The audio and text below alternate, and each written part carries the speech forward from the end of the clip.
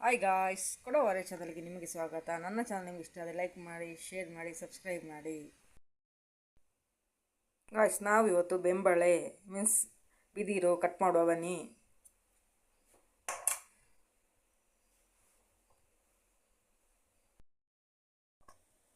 ಬನ್ನಿ guys, cut ಮಾಡುವ ಬೆಂಬಳೆ.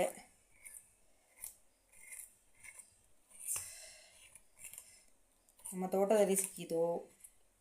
ತುಂಬ ಟೇಸ್ಟಿಯಾಗಿರುತ್ತೆ ರೊಟ್ಟಿಗೆ, ಚಪಾತಿಗೆ ಎಲ್ಲ. 3 ದಿವಸ ನೆನೆ ಇಟ್ಟು